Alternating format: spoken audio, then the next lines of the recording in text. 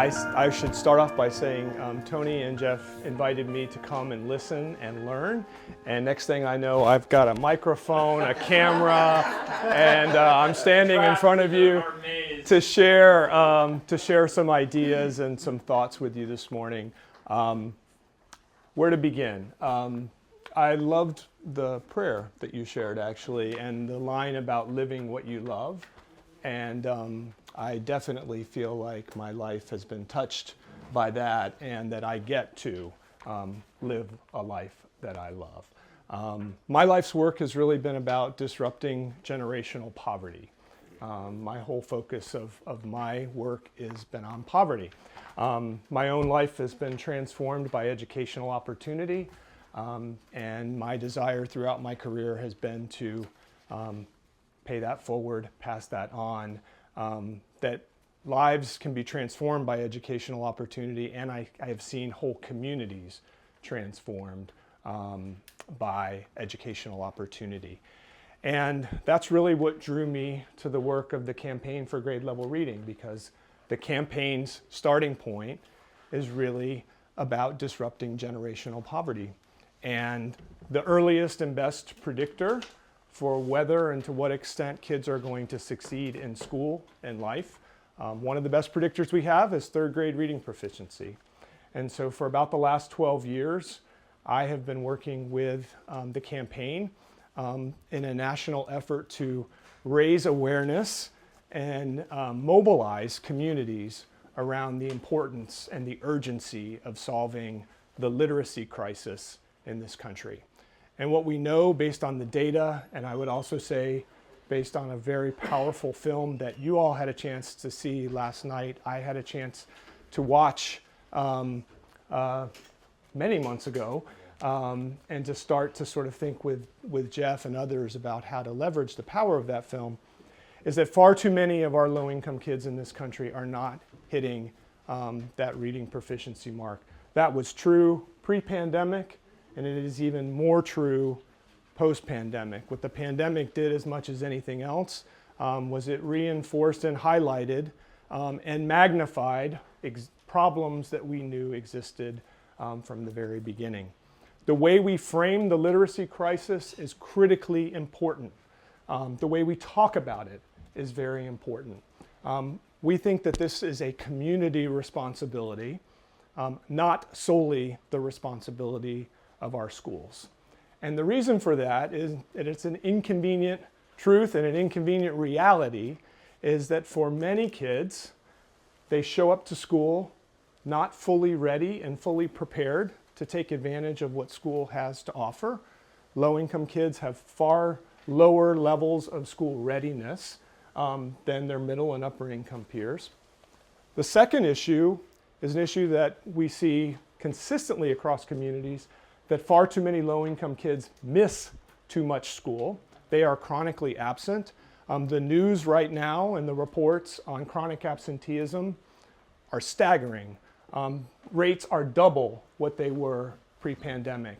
It is not uncommon for me to visit communities where the majority of kids miss 20 or more days of school over the course of a typical school year. That's 20 days in kindergarten, 20 days in first grade, 20 days in second grade, 20 days in third grade.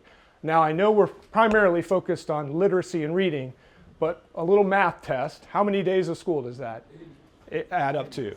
80, right? So 80 to 100 days of school, that is roughly half of an entire school year. So when you ask the question, why aren't more kids on grade level? Even our best schools with our best teachers, with our best curriculum, can't do much about a problem of kids not showing up every day for school. And then the other challenge we've highlighted at the campaign when we're trying to reinforce the role that the community can play and that faith leaders can play is the challenge of after school and summer learning. I ran an organization called the National Summer Learning Association. We focused attention on the setbacks that low-income kids experience every summer, particularly the summers before and after kindergarten, first, second, and third grade. That has a huge impact on growth in the achievement gap where we see kids in low-income communities experiencing these devastating setbacks during the summer months, and that those accumulate over time. So collectively what that means is that to move the needle on a lagging indicator like third grade reading, you can't start in third grade. You have to start prenatally. You can't do a schools-only strategy that only focuses on teaching and learning and curriculum instruction. You have to mobilize an entire community that puts a stake in the ground about the importance of this issue, sets an ambitious but also achievable target, and then works together collaboratively, collectively, to make a significant impact and a dent on that problem. And what we're seeing, and where I draw hope and inspiration from communities across the country who have done that and have begun to make some of that progress. Yesterday, the reason I wasn't here last night, I spent the day in Winchester, Virginia, which is a rural community about 2 hours or so west and north of here. They've had a campaign now for 2 years. They started in 2021. When they started that campaign, they had a 30% chronic absenteeism rate among the 4 elementary schools that are in that district. They've cut that rate in half in 2 years. That is a leading indicator, not the lagging indicator of third grade reading. They're still working on that, but they have made progress.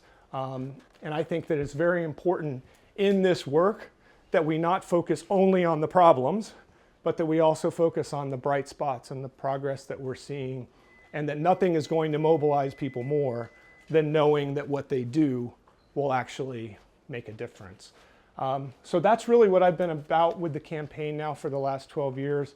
I work to support communities across the country. There are now more than 300 that are engaged in some way, shape, or form with this campaign, connecting around literacy. And I get to lead a consulting practice that works with about a dozen other nonprofits, foundations, and others that work on issues related to poverty. So now you're standing, so that means I might get to sit down. You're around all day, right? I'm around all day. All So, right. yeah. Ron's So your new best friend, everybody. Thank you. thank you. Thank you. Thank you. Your new best friend. Thank you. Okay. Thank you. Everybody taking notes, getting down ideas.